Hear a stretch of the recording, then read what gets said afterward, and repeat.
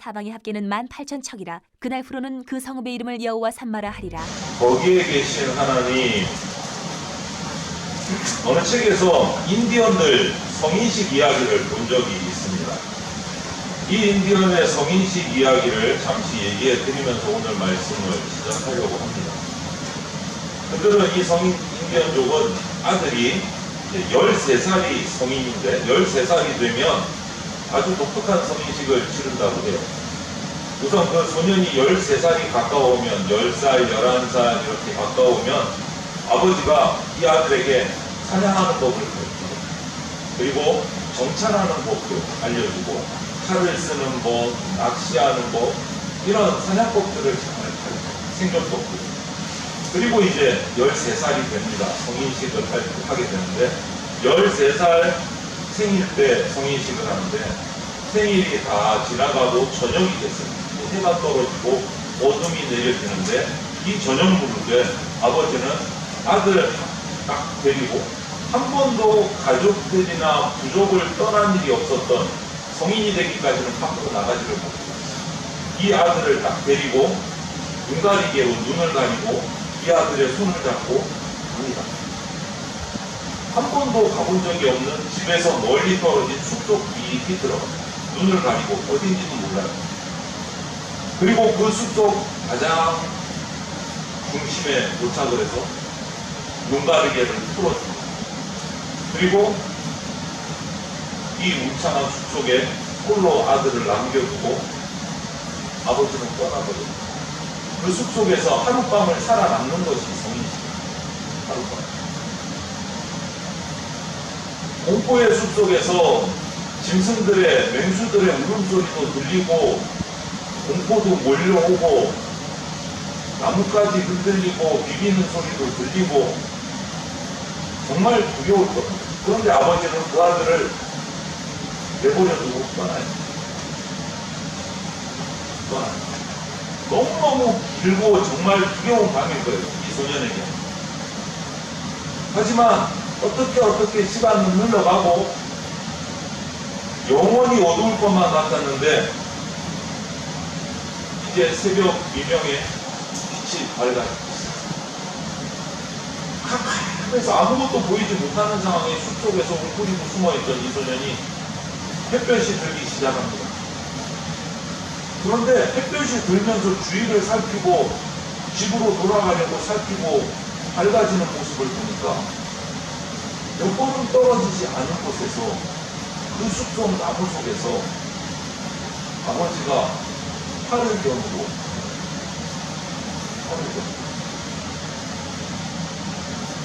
아버지는 떠난 게 아니었습니다. 아들을 숲속에 남겨두고 밤새도록 팔을 들고 아들을 지키기 위해서 아들에게 들어오는 위험, 맹수들을 물리치기 위해서 팔을 들고 아들을 몰래 숨어서 밤새도록 지키고 있었습니다. 아침이 돼서야 아들은 그 아버지를 발견, 혼자 있었던 그거. 사실 소년은 그 숲속에 밤새도록 혼자 있었던 게 아니에요.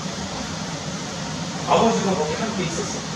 그냥 소년은 몰랐던 거예요. 까마귀 속에서 혼자 있는 줄 알고 두려움에 떨면서 하룻밤을 숲속에서 지냈습니다.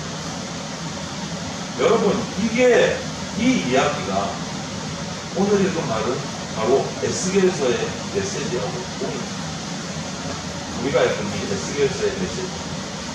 에스겔서를 나누면 크게 둘로 나눌 수가 있습니다. 1장부터 32장까지 그리고 33장부터 48장까지 이렇게 둘로 절반으로 나눌 수 있는데 32장까지 첫 부분은 하나님 여호와가 거기 계시지 않았다라는 거예요. 하나님이 거기 계시지 않았다. 이스라엘 백성이 그렇게 느끼고 있었다는 32장까지. 하나님 우리를 돌보지 않으시는구나. 우리를 버리셨구나. 우리를 완전히 내버리셨구나. 이것이 32장까지 이스라엘의 모습입니다.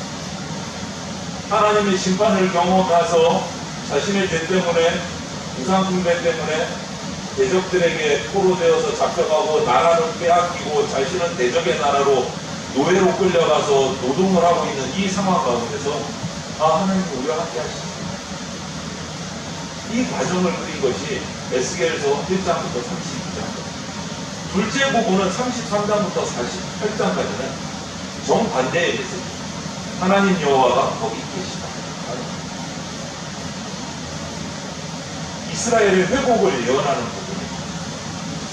그 대적들에게 노예로 사로잡혀 있는 그 대적에게서 다시 풀려나서 회복되는 이스라엘의 회복의 모습을 보여주는 부분이 에스겔의 뒷부분 두 번째입니다. 에스겔의 첫 부분인 32장이 끝난 후에 33장 21절 두 번째 단락의 첫 장인 33장 21절에서 어떤 모습이 나느냐, 이스라엘의 수도였던 예루살렘이 올라간 모습을 보고를 해요. 자기들이 잡혀가고 이스라엘의 예루살렘 성전까지 다 무너진 모습이 등장합니다. 적의 수중에 떨어져서 함락된 거예요. 이스라엘은 포로되어 잡혀갔어요. 그런데 여기서 드라마의 마지막은 아니다. 몰락과 함께 그 성이 회복되도록 자비하신 하나님의 은총에 들어가가 시작됩니다.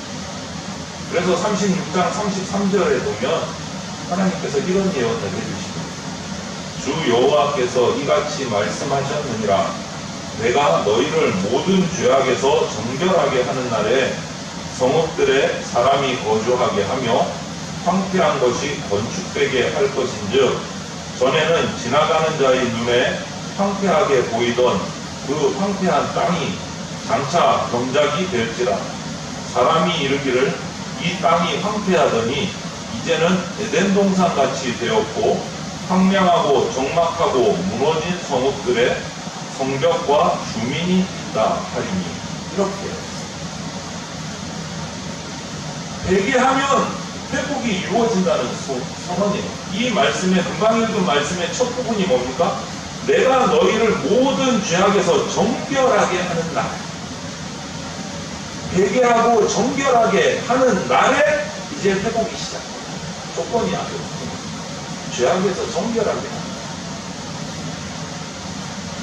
그리고 이 회복의 절정에 예루살렘 성이 재건되었을 때, 다시 세워졌을 때 하나님께서 이 도시에 새로운 이름을 허락하셨어요. 그 도시의 이름, 새로 세워진 이스라엘 예루살렘의 이름이 뭐냐? 여호와 삼마. 삼마는 거기에 라는 뜻이에요. 거기에. 삼마. 야훼 삼마, 여호와 삼마. 무슨 뜻입니까? 거기에 계신 여호와 하나님. 거기에 계신 여호와. 그래서 새로 세워지는 회복되는 예루살렘 성의 이름도 하나님 자신의 이름, 여호와 삼마로 지어주십니다. 그 성에 하나님이 계시다. 그 예루살렘에, 회복된 예루살렘, 회개하고 다시 세워진 예루살렘에 하나님이 계시다. 그러면 오늘 이 여호와 삼마라는 하나님의 이름, 어떤 뜻일까? 어떤 뜻이 그 속에 있을까? 우리가 살펴보고요. 첫 번째, 여호와 삼마, 거기에 계신 하나님은 과거에도 계셨다. 이스라엘의 역사, 그들의 역사를 통해서 가장 어둡고 괴로웠던 과거가 무엇일까? 이렇게 되돌을 보면 그들이 포로되었을 때, 식민지가 돼서 나라도 다 빼앗기고 자신들의 땅을 황폐하게 되고 바벨론으로, 아수르로 잡혀가서 70년을 포로 생활하고 있어요. 그때가 제일 어두웠을 때예요. 제일 어두웠을 때. 노예 생활은. 오늘 본문이 바로 그 바벨론 70년 노예 생활을 배경으로 하고 가장 어렵고 힘들고 어두웠던 때, 생각하기도 싫을 때, 하루 이틀도 아니고 70년. 어떻게 보면 한 사람의 인생이에요. 70년이. 태어나서 죽을 때까지 노예 생활하다가 죽을 수 있는 인생. 70년을 포로 생활을 했다. 완전히 절망이에요. 그런데 이렇게 바닥까지 떨어진 절망의 자리에 하나님이 개입을 하시기 시작하니까 놀라운 해방의 역사입니다. 70년을 꼼짝도 못하고 붙잡혀서 노예 생활하고 어떻게 태어날 방법이 없었는데, 힘도 없고 도와주는 나라도 없고 하나님은 떠나셨고, 그런데 그곳에 하나님이 개입하시니까 역사가 한순간에 이스라엘 백성들은 자유를 얻고 고향이 이스라엘 땅으로 돌아오고, 한순간 뭔가 전쟁을 해서 이기고 도망쳐 나온 게 아니에요. 하나님이 그냥 바꾸셨어요. 그냥 바꾸셨어요. 그 외국의 왕의 마음을 변화시켜서 풀어주게 하셨어요. 이스라엘이 뭔가 한 게 없어요. 하나님이 하셨어요. 이런 엄청난 간격을 시편에 기록을 해놨어요. 시편 126편 1절이 바로 이때의 간격을 기록한 시편인데요. 여호와께서 시온의 포로를 돌려보내실 때에 우리는 꿈꾸는 것 아무것도 하고 없는데 어느 날 갑자기 해방돼서 조국으로 돌아가라 그러니까 꿈꾸는 것, 이게 꿈이야 생신가? 꿈이야 생신. 그래서 그들은 이 기쁨을 찬양하기 시작합니다. 그 동일한 시편 3절에 여호와께서 우리를 위하여 큰 일을 행하셨으니 우리는 기쁘도다. 하나님이 큰 일을 행하셨다. 우리는 한 게 없는데 어느 날 하나님이 우리를 위해서 자유를 베푸셨다. 해방을 시켜주셨다. 이런 이스라엘의 간격, 여러분 얼마나 엄청나겠어요. 우리나라가 일제 제국주의에 몇 년 잡혀 있었죠? 36년, 70년, 500? 엄청난 거죠. 이런 간격에 비교될 수 있는 게 뭘까? 이렇게 생각해 보면 우리 그리스도인들에게는 내가 예수님을 믿게, 저와 여러분이 예수님을 만난 거예요. 이거나 아무나 내가 믿고 싶다고 믿어지는 거 아니에요. 정반대로 말하면 믿기 싫다고 안 믿어지는 것도 아니에요. 예수님 믿는 것.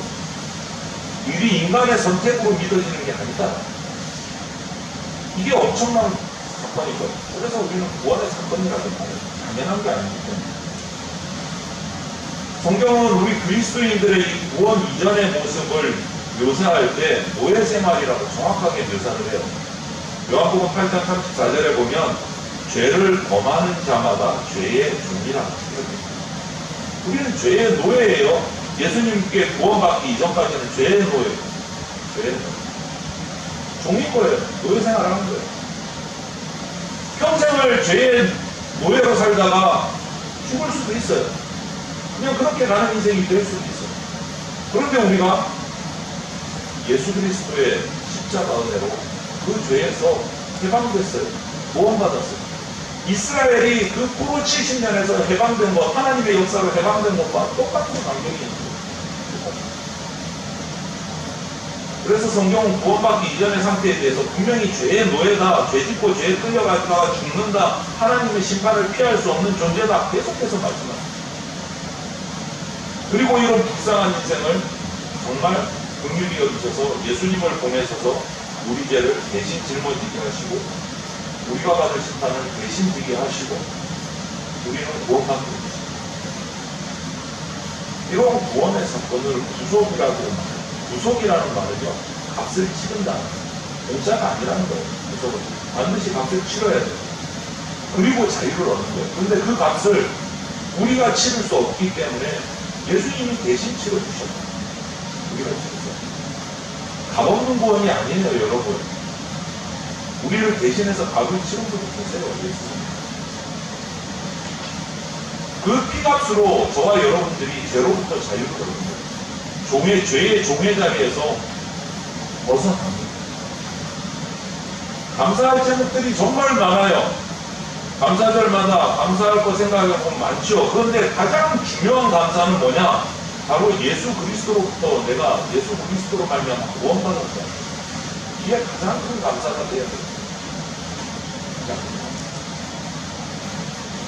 내가 제일 어두움 속에 있을 때, 내가 예수님 모르고 죄의 노예로 신음하고 고통스러워할 때, 아파할 때, 그때도 우리하고 함께 계시면서 우리를 구원하시기 위해서 계획을 세우고 계신 분이 바로 하나님이셨다는 것을 알면 감사하지 않을 수가 없는 거예요.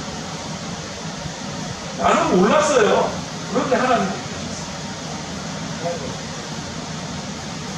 그 고통도 그 부르짖음도 다 보고 듣고 여호와께서 이르시되 내가 애굽에 있는 내 백성의 고통을 분명히 보고 그들의 감독자로 말미암아 부르짖음을 듣고 그 근심을 알고 애굽에 포로되어 있을 때도 다 듣고 보고 알고 하나님이 없으셨던 게 아니고 거기 계셨어요. 여러분의 과거의 어두운 때 죄의 밤에도 여러분이 예수님을 알지 못했을 때도 예수님은 여러분과 함께 계셨어요. 그분의 이름이 뭐라고요? 거기에 계시는 하나님 여호와 삼마예요. 저와 여러분의 어두운 과거에도 함께 계셨고 그분 덕분에 지금 저와 여러분이 여기까지 올 수 있었어요. 그런데 어떻게 감사하지 않을 수가 있어요? 어떻게 찬양하지 않을 수가 있어요?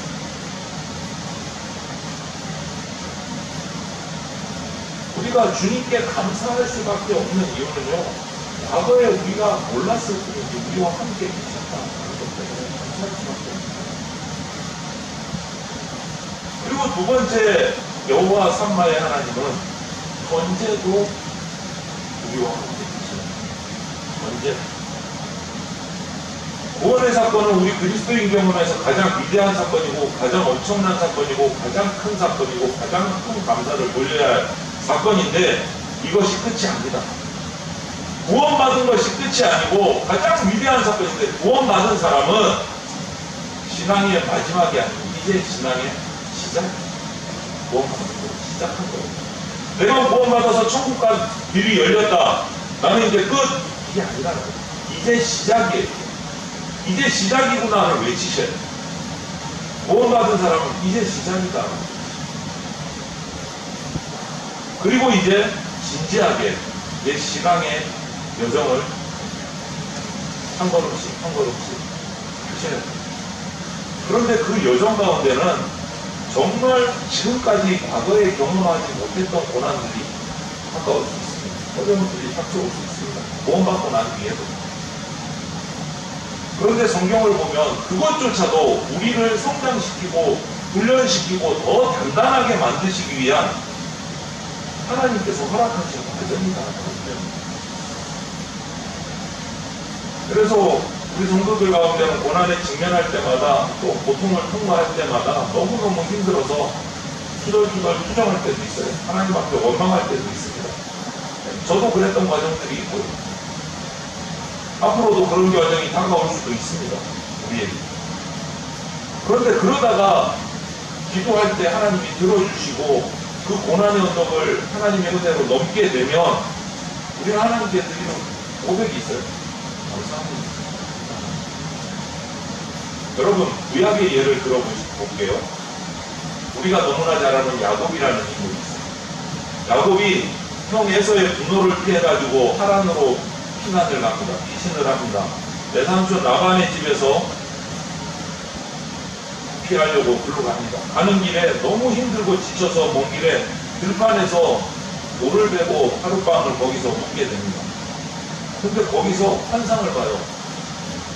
환상을 봐요. 하늘의 천사들이 사다리를 가지고 하늘을 올라내리라 하면서 환상을 봅니다. 꿈을 깹니다. 잠을 깨서 거기서 하나님께 고백을 하면서 한 말이 있어요. 창세기 28장 16절에 여호와께서 과연 여기 계시거늘 내가 알지 못해. 나는 혼자서 열심히 피난가고 두려워 떨면서 들판에서 간신히 잠들어서 너무 외롭고 괴로웠는데 나 혼자가 아니었구나. 나 혼자가 아니고 하나님이 계셨구나. 내가 알지 못했구나. 라고 고백합니다. 계셨는데 안 계신 게 아니라 하나님이 내 옆에 야곱 옆에 계셨는데 야곱이 몰랐던 거예요. 그분은 거기 계셨습니다. 이런 모습은 신약에서도 찾아볼 수 있어요. 예수님이 십자가에 돌아가신 후에 이제 다 끝났다 생각하고 제자들이 뿔뿔이 다 흩어져서 자기 갈 길을 갑니다. 그 중에 모든 것을 포기하고 절망하고 고향으로 엠마오 길을 가던 두 제자가 있었습니다. 두 제자. 모든 걸 포기하고 이제 예수님도 돌아가셨고 이제 힘도 없고 소망도 없고 포기하고 허벅지를 가던 그 두 제자 곁에 누군가 다가오셨어요. 누구였을까요? 누가복음 23장 16절에 이런 말씀이 있습니다. 그들의 눈이 가리워져서 그인 줄 알아보지 못하거든요. 그인 줄, 예수님인 줄 알아보시면 됩니다. 이 엠마오로 가는 두 제자는 예수님이, 부활하신 예수님이 그들 옆에 왔는데 눈이 가려져서 예수님인 줄 몰랐어요. 거기 계셨어요. 예수님은 제자들만 간 게 아니에요. 제자들이 몰랐을 뿐이고 예수님이 그 자리에 계셨어요. 우리도 마찬가지예요. 이 제자들처럼, 야곱처럼 눈이 가려져서, 영안이 가려져서 몰랐을 뿐이에요. 그럼 어떻게 하면 되죠, 여러분?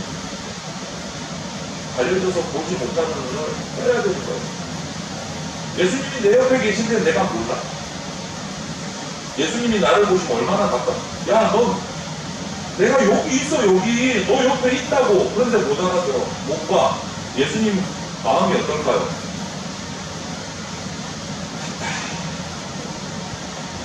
고구마 그냥 무럭지 먹다가 맥힌 것 같이 정말 답답하실 거예요. 너 옆에 있다고 하는데도 못 알아들어. 좀 봐봐 그런데 못 봐. 얼마나 속이 터지실까? 얼마나 속이 터지실까? 여러분, 성령의 도우심을 구하셔야 됩니다. 주님 제도를 열어주시고, 주님이 내 곁에 계신 거, 나에게 말씀하신 거 보고 듣게 해주십시오.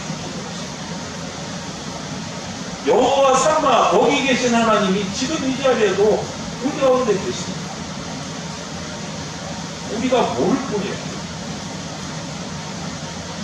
여러분, 주님 나에게 눈이 떠지게 해주십시오. 주님의 음성이 들려지게 해주십시오. 기도하고 여러분의 과거의 인생길을 한번 돌아보십시오. 내가 힘들었을 때, 내가 절망했을 때, 내가 분노하고 폭발했을 때, 내가 지쳐서 쓰러졌을 때, 아팠을 때, 정말 외로웠을 때, 정말 나 혼자 있었는지 돌아보십시오.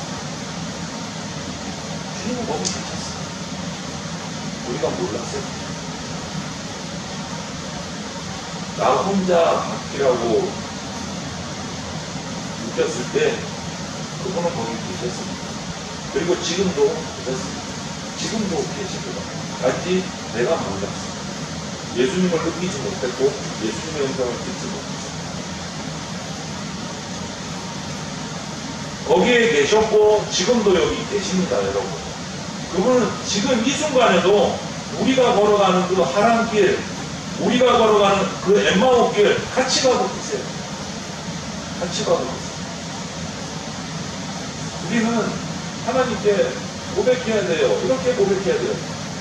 주님이 계신 줄 몰랐어요.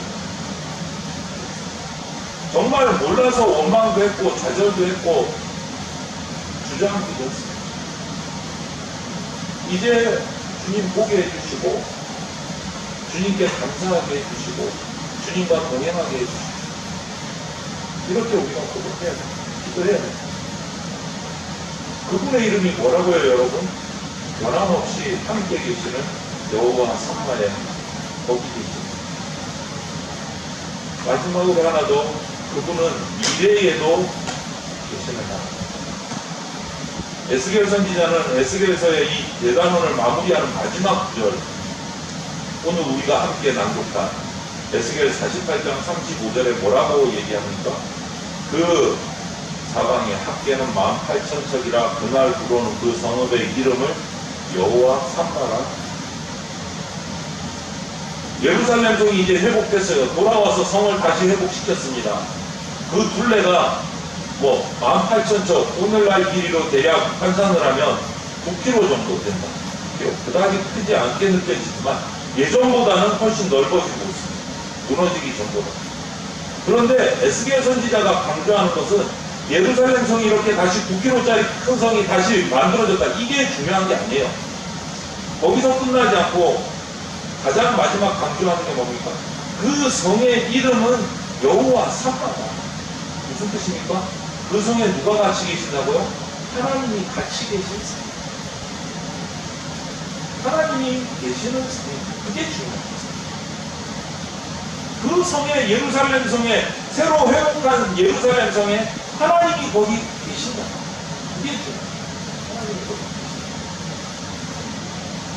외형적인 복원이 중요한 게 아니에요. 그게 멋진 게 아니에요. 그 성에 하나님이 계신다는 사실이 정말 중요한 핵심입니다.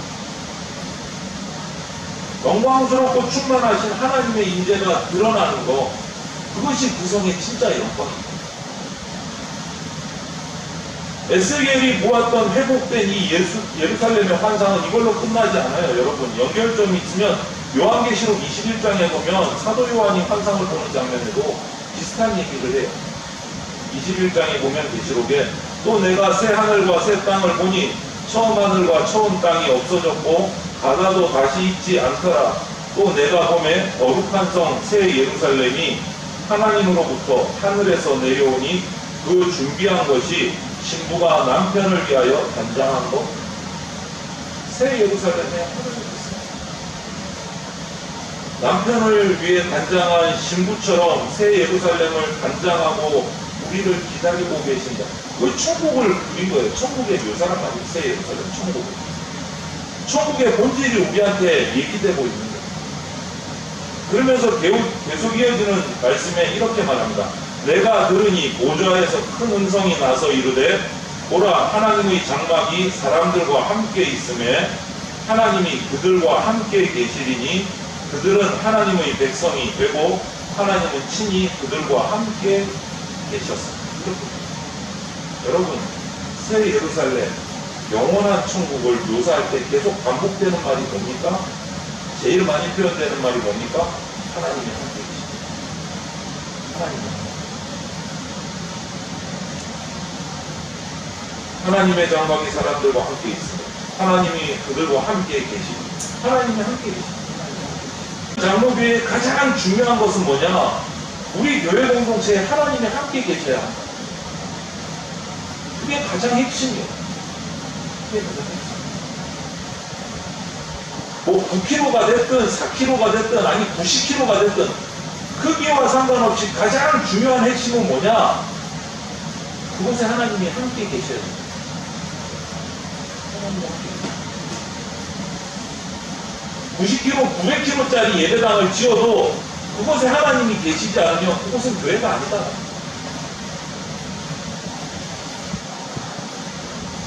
9m짜리, 90m짜리 교회에도 하나님이 함께 계시면 거기가 진짜 교회입니다.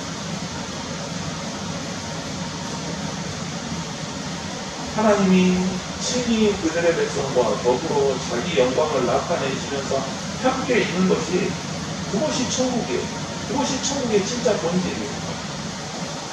그렇게 하나님이 천국에서 자기 백성들을 맞이하시면서 제일 먼저 하신 일이 뭔지 압니까?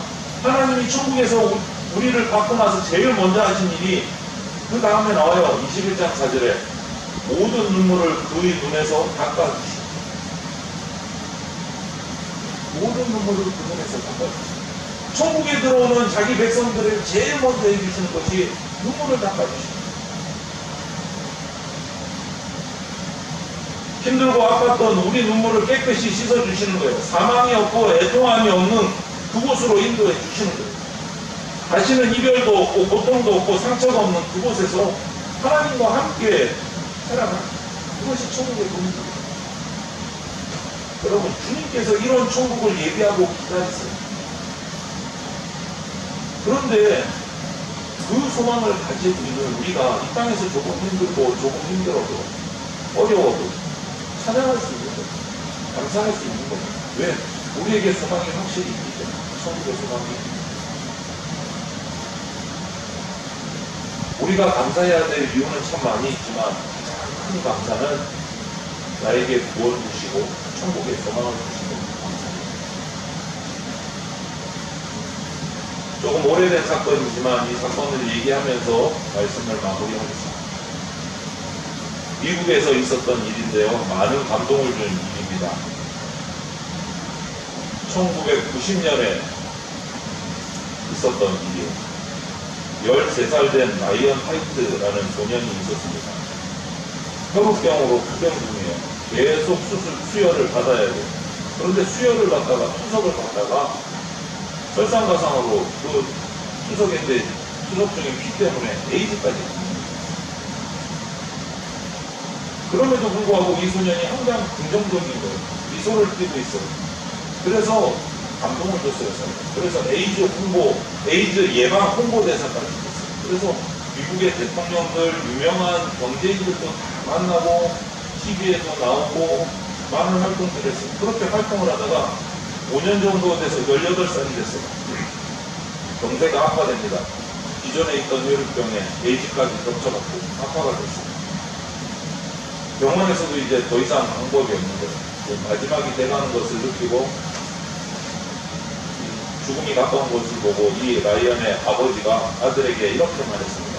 아들아, 이제 아빠는 더 이상 너에게 아무것도 해줄 것이 없어. 너무너무 미안하다. 너에게 준 선물도 없는데 이제 더 이상 해줄 것이 없어. 눈물을 흘리면서 아버지가 아들에게. 그러니까 이 아들 라이언의 대답이 세상을 발전시켰습니다. 제가 그대로 읽어드리겠습니다. 아빠 무슨 말씀이세요? 아빠 엄마는 제가 어렸을 때 저를 교회에 데려가 주셨고 저에게 예수님을 소개해 주셨습니다. 그래서 저는 예수님을 구세주와 주님으로 영접할 수 있었고 영생을 선물로 받았습니다. 이제 죽어도 천국 갈 수 있잖아요. 거기서 아빠 엄마 만날 거고요.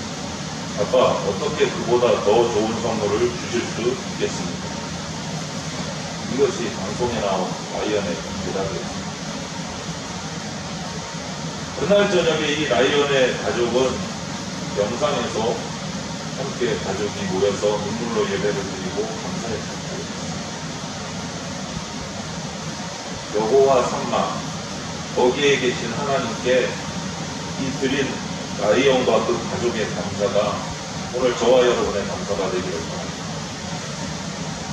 우리 모든 상황 속에서 함께하고 계시는 하나님을 절대 여러분 잊지 마십시오. 과거에도 계셨고 현재에도 지금 계시고 미래에도 나와 함께 계시는 여호와 삼마의 하나님을 잊지 마시고 천국의 소망을 품고 감사로 기쁨으로 살아가시는 그런 복된 성도들이 다 되시기를 주님의 이름으로 여호와 삼마 하나님의 이름으로 축원을 드립니다.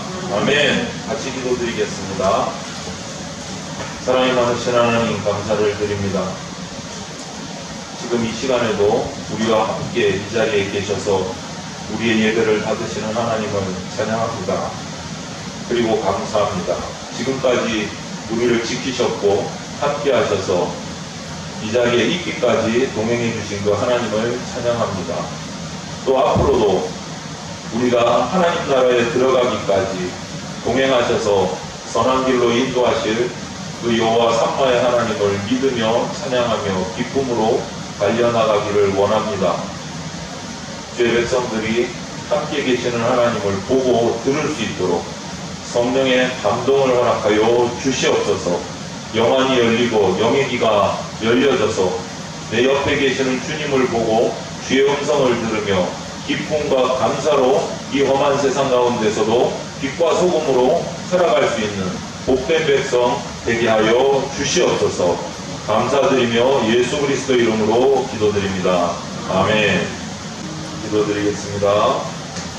주 예수 그리스도의 피 묻은 십자가 은혜와 독생자를 보내주신 하나님 아버지의 그 크신 사랑과 지금 이 순간에도 역사하고 계시는 성령님의 보호 인도하심이 내 인생의 모든 상황 속에서 예전에도 계셨고 지금도 계시고 앞으로도 계신 여호와 삼마 하나님을 굳게 믿고 어떤 상황에서도 천국의 소망 잃지 않고 감사와 기쁨으로 인생의 길을 주님 따라 걸어갈 것을 결단하는 대전 장로교회 성도들과 모든 주의 백성들 머리 위에 영원토록 함께 있을지어다. 아멘.